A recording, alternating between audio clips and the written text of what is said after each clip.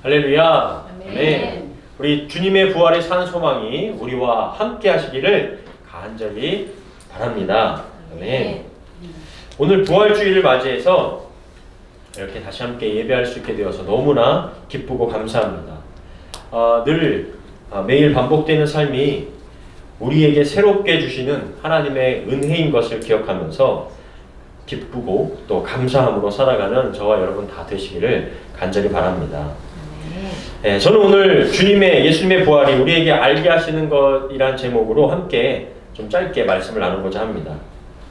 이 2000년의 긴 역사를 가진 기독교는 그 오랜 역사만큼이나 예수님의 이 부활에 대해서, 죽었다가 다시 살아나신 예수님의 부활에 대해서 부정하려는, 인정하지 않으려는 시도를 당해왔습니다.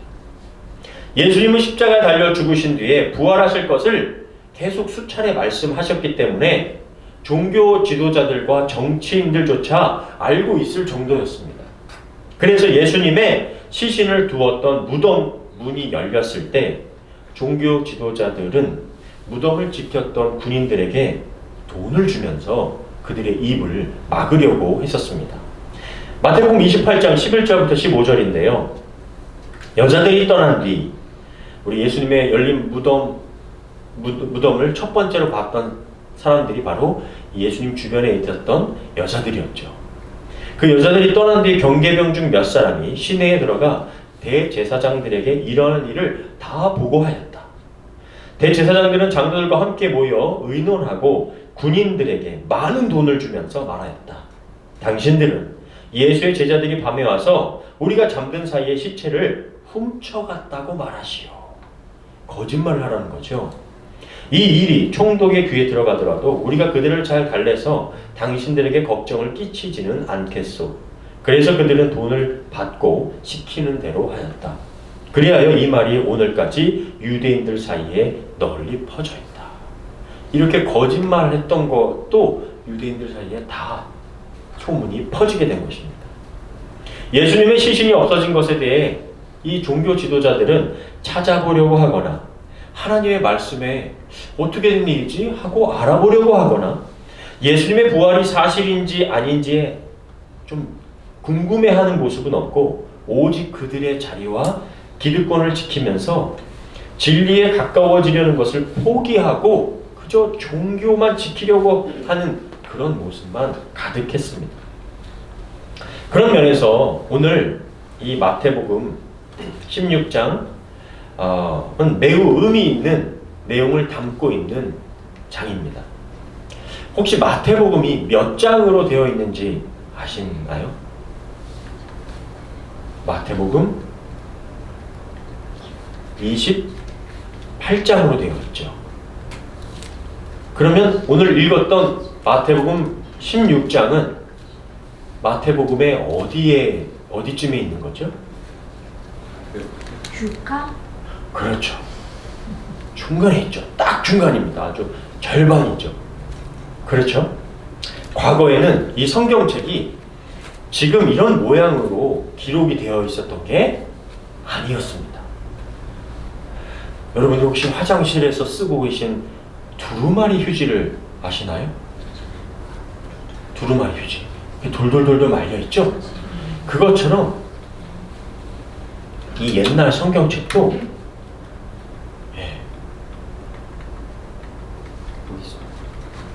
한 번만 눌러주세요. 네, 옛날에 이 성경책도 이 양피지라고 해서 얇은 가죽에다가 이렇게 돌돌돌돌 말아서 내용을 썼던 겁니다. 예, 보통은 이렇게 한쪽 면으로 이렇게 많이 말려 있었어요. 그래서 이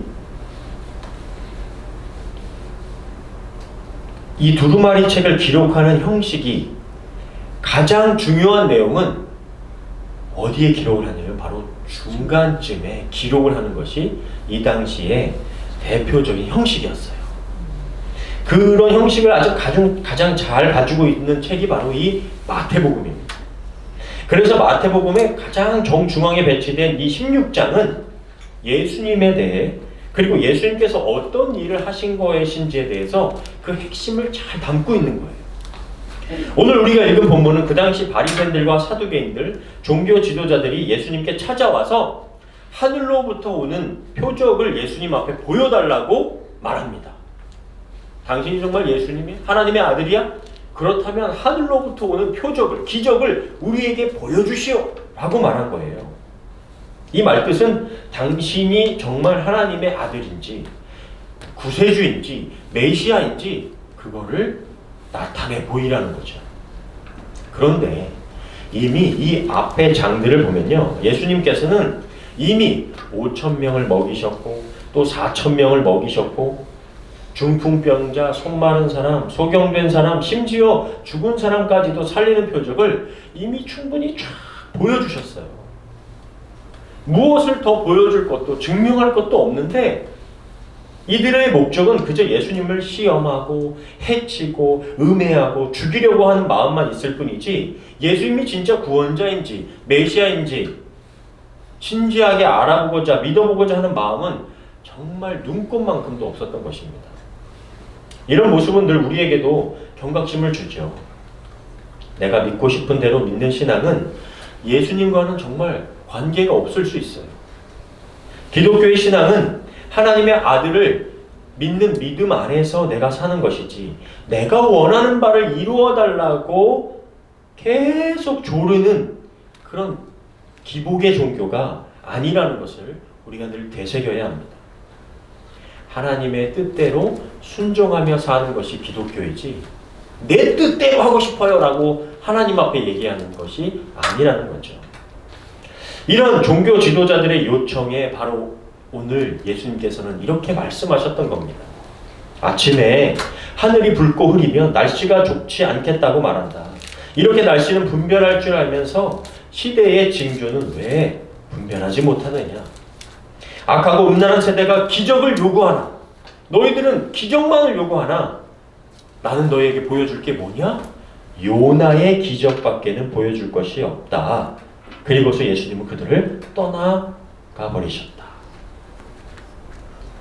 지금 예수님이 뭐밖에 보여줄 것이 없다고 하셨죠? 요나의 기적입니다. 요나의 기적. 요나가 누구였죠? 어디에 누구 배에 들어갔어요? 웨일. 그죠? 큰 물고기. 정말 웨일인지 모르겠지만 아마 사람을 삼킬 정도면 웨일 가능성이 높죠. 그 큰 고래 뱃속에 들어갔다가 며칠 동안 3일. 그죠? 화난 건 아니죠? 3일 동안 물고기 뱃속에 들어갔다가 다시 뱉어져서 니느웨 성읍에 하나님의 심판의 메시지를 전했던 선지자가 바로 요나였습니다. 여러분, 왜 요나의 표적밖에 보일 것이 없다고 하셨을까? 이 예수님께서 그들에게 하늘에서 정말 갑자기 막 천둥번개야 쳐라 막 하면서 그냥 마늘하늘에 날벼락이 막 와바방 치는 모습을 보여줬다거나 하늘에서 천사를 내려오게 하셔가지고 막 예수님 옆에 막 보디가드처럼 쫙 서게 하셔가지고 누가 말 안 들었어 막 이러면서 그냥 막 천사가 막 우두둑 막 이런 거 하는 걸 보여준다든지 이러면 정말 깜짝 놀라가지고 아우 뭐 잘못했습니다 막 이래서면서 하나님이시네요 라고 하면 쉽게 믿었을 텐데 그런데 정말 이런다고 그들이 믿었을까? 천둥번개를 치게 한들 천사가 나타나게 한들 주님의 말씀처럼 악하고 음란한 세대가 그것을 받아들이려고 하지를 않았다는 겁니다. 믿으려고 하는 의지조차가 없었다는 거예요. 사람을 놀라게 할 수 있는 기적은 잠깐 깜짝 놀라게 할 수는 있겠으나 그런 표적을 일으킨다고 한들 그 표적을 본 몇 사람들에게 영향을 줄 수는 있었겠으나 우리를 위해 그리고 인류를 온 세상을 위해 대신 죽으신 하나님의 그 사랑만큼의 놀라운 능력은 될 수 없었을 것입니다. 그럼 선지자 요나의 표적을 보이시겠다는 것은 무슨 의미였을까요? 이 요나는 자신과 피 한 방울 섞이지 않은 다른 이민족이었어요. 그 니느웨 성읍에 들어가서 하나님의 진노와 심판을 선포하며 회개하라는 그 선포를 하라는 하나님의 명령을 받았어요. 그런데 어떻게 했죠? 요나는? 안 했어요. 오, 맞아요. 뭔 소리예요, 하나님? 우리랑 상관도 없는 민족. 그 민족에 가서 하나님의 심판의 메시지를 전하라며. 그건 말도 안 되는 얘기죠. 하면서 니느웨로 가는 배를 타지 않고 다시스로 가는 배를, 반대 방향으로 가는 배를 타고 도망쳤던 거예요. 그러다가 물고기 뱃속에서 3일간 정말 지옥까지 내려가는 고통 가운데 있다가 다시 물고기가 뱉어낸 그 니느웨에 다시 뱉어내서 살아나서 하나님의 심판의 메시지를 전했던 선지자였던 거죠. 이것은 예수님께서 요나의 표적을 보일 것밖에 없다는 것은 예수님께서 3일간 무덤에 죽으셨다가 다시 부활하실 것밖에 나는 너에게 보여줄 것이 없다 라고 하셨던 거예요. 결국 그 당시 몇 사람들에게 놀라운 표적으로 하나님의 아들임을 드러내심으로 끝내는 것이 아니라 온 인류의 죄를 대속하시기 위한 하나님의 사랑밖에는 나는 너희들에게 보여줄 것이 없다라고 말씀하신 거예요. 그래서 첫째로 예수님의 부활은요, 예수님이 하나님의 아들이심을 알게 해줍니다. 마태복음 이 16장, 딱 마태복음 중간에 있는 이 16장에는요, 이 내용뿐만 아니라 가이사랴 빌립보에서 제자들과 나눈 대화가 기록되어 있어요. 예수님께서 로마의 화려한 신전이 보이는 가이사랴 빌립보의 제자들을 데려가십니다. 그리고 거기에서 물어요. 제자들아, 사람들이 나를 누구라고 하디? 그러자 제자들이 말합니다. 사람들은요, 예수님을 세례 요한, 엘리야, 어떤 이는 예레미야나 선지자 중에 한 사람이라고 합니다. 그러자 주님이 제자들에게 물었어요. 그럼 너희들은 나를 누구라고 생각하니? 그러자 베드로가 이렇게 얘기하죠. 한번 같이 읽어볼까요? 시작. 시몬 베드로가 대답하여 이르되 주는 그리스도시요 살아계신 하나님의 아들이십니다. 아멘. 바로 이 내용이 마태복음 16장에 마태복음 중간에 딱 기록되어 있는 거예요. 제자들의 고백 가운데 주는 그리스도시요 살아계신 하나님의 아들이십니다 라는 고백이 담겨 있습니다. 주님은 이 베드로의 고백을 칭찬하시면서 이 믿음의 고백 위에 내 교회를 세우겠다 라고 말씀하신 거예요. 그래서 우리가 이 교회로 모인 우리가 이 믿음의 고백이 있어야 합니다. 주님은 하나님의 아들이시구나. 이 고백 위에 우리가 이 교회에 와서 예배드리는 거예요. 즉 단순한 종교인, 한 시대를 풍미하거나 사상가나 어떤 위대한 선생이 아니라 하나님의 아들로서 인류의 죄를 담당하시고 우리를 새롭게 하시기 위한 분이 바로 우리 예수님이신 것을 믿으시길 바랍니다. 두 번째로 부활을 통해서 우리를 알려주시는 것은 죽음은 끝이 아니라 영생이 있다는 것을 알게 해줍니다. 우리는 교회를 다니면서도 예수 믿으면 구원받는다는 것에서 끝이라고 생각하기 쉽습니다. 구원받으면 이제 난 끝이야. 난 다 했어.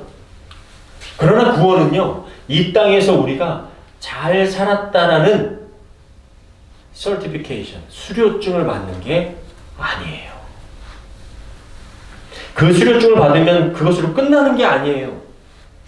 예수님께서 부활하신 것이 이 땅에서 하나님의 뜻대로 순종해서 상으로 부활을 받은 것이 아니라 그때부터 하늘 보좌에 앉으신 영원히 우리와 함께 하시는 주님과 새로운 삶이 시작되는 겁니다. 진짜 삶이 시작되는 거예요. 우리가 죽으면 끝이 아니라 성부, 성자, 성령으로 주님과 함께 다시 삶이 영원히 시작되는 겁니다. 구원받고 부활이 되면 그것이 이 땅에서의 삶에 대한 결과가 아니라 진짜 삶의 시작이라고 말씀드릴 수 있습니다. 이 땅에서 우리는요, 가짜에 유혹되고 수많은 가면을 쓰면서 살아가죠. 세상 풍파에 휩쓸리면서 살아남으려고 악과 싸우기도 하고 먹고 입고 마시는 삶에 고단했던 삶이 너무나도 지속되었죠. 그런데 이제는 그런 삶이 아니라 의와 평강과 사랑과 진짜 본질이 살아있는 하나님의 나라에서의 삶이 진짜 시작되는 것인 줄 믿으시기 바랍니다. 베드로가 이런 질문을 예수님께 했었어요. 이런 우리가 이 땅에서의 삶이 정말 예수님을 따르면 도대체 무엇을 얻는 것인가? 정말 무엇이 중요한가라는 생각을 하게 되잖아요. 마태복음 19장 27절 29절에 이에 베드로가 대답하여 이르되 보소서 우리가 모든 것을 버리고 주를 따랐사온데 그런즉 우리가 무엇을 얻으리이까? 예수님, 제가 배도 버렸고요. 부모와 형제도 잠깐 뒤로 밀어두고 제가 예수님을 따랐어요. 그럼 무엇을 얻죠? 예수님 믿고 이렇게 예배드리면 우린 무엇을 얻는 거예요? 예수께서 이르시되 내가 진실로 너희에게 이르노니 세상이 새롭게 되어 인자가 자기 영광의 보좌에 앉을 때에 나를 따르는 너희도 12보좌에 앉아 이스라엘 12지파를 심판하니라. 또 내 이름을 위하여 집이나 형제나 자매나 부모나 자식이나 전토를 벌인 자마다 여러 배를 받고 또 영생을 상속하리라. 우리처럼 베드로도 궁금했어요. 아니 저희가 일하던 거 가족도 잠시 다 뒤로 하고 주님만 따랐는데 주님을 따르는 대가는 뭐예요? 주님을 따르면 뭘 얻어요? 이때 베드로는 아마 이 주님의 대답에 다 이해하지는 못했는 것 같아요. 그저 예수님이 황제가 되시면 나 한 자리 얻으려는 마음으로 물었던 것 같았는데 주님은 그저 이 땅에서의 권세가 아니라 하나님 나라를 함께 누리는 자로 영생을 상속받는 자로 살게 된다라는 것을 말씀해 주셨던 거예요. 그러면 여러분 부활주의를 맞이해서 여러분의 믿음을 한번 생각해 보시길 바라요. 저와 여러분이 부활의 첫 열매 되신 주님을 따라 부활과 영생이 있음을 확신하십니까? 믿으시나요? 그런 믿음이 여러분들에게 있습니까? 그런 의미에서 저는 마지막 예수님의 부활이 우리에게 알게 하시는 것은 부활은 보이는 세계가 아니기에 믿음이 필요합니다.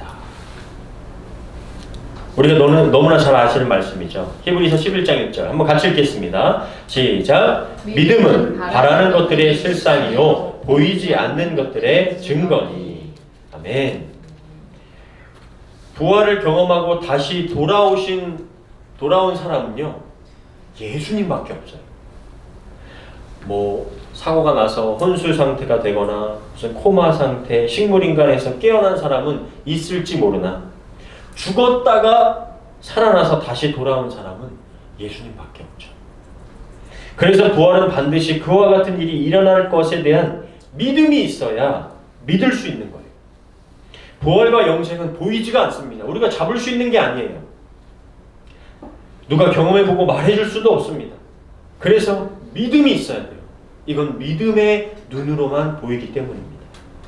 더불어 이 일을 가능케 하시는 분이 하나님이신 것과 예수 그리스도를 통해 구원이 있다는 것을 우리가 믿어야 하는 것입니다. 여러분 부활이 없으면 기독교는 가짜 종교예요. 거짓말하는 종교입니다. 지금 이렇게 나오셔서 예배드리는 게 헛된 일이에요. 시간을 허비하는 일밖에 안 됩니다. 그래서 고린도전서 15장 19절부터 20절 바울 사도가 이렇게 얘기합니다. 우리 한번 같이 읽어보겠습니다. 시작. 만일 우리가 그리스도 안에서 바라는 것이 이 세상뿐이라면 우리는 그 누구보다 불쌍한 사람들입니다. 그러나 그리스도께서는 죽었다가 다시 살아나 죽은 사람들의 첫 열매가 되셨습니다. 아멘. 사랑하는 여러분, 우리의 삶이 그저 이 세상에서 끝나는 것이라면 바울의 말처럼 저와 여러분은 가장 불쌍하고 이상한 사람들이에요. 이 모여서 뭐 하는 거예요? 그러나 주님께서 부활의 첫 열매가 되어주셔서 그 이후로 우리도 계속해서 주님을 따라 맺히는 열매들처럼 부활의 열매로 결과를 누리게 될 줄 믿습니다. 주님은 우리가 매일의 삶에 새로운 존재가 되는 길을 열어주셨고 수고와 슬픔과 눈물의 허무한 존재가 되는 것을 벗어나 새로운 존재로 기쁨의 삶으로 살아갈 수 있도록 하신 줄 믿으시기 바랍니다. 그래서 주님은 하나님의 아들이시고 이 땅의 삶이 끝이 아니라 부활과 영생의 소망이 있으며 그것을 믿음으로 붙잡고 살아가야 할 줄 믿습니다. 우리 가운데 성령으로 역사하시는 하나님과 더불어 매일 새로운 부활의 삶을 살아가는 저와 여러분 다 되시기를 주님의 이름으로 간절히 축원합니다. 아멘.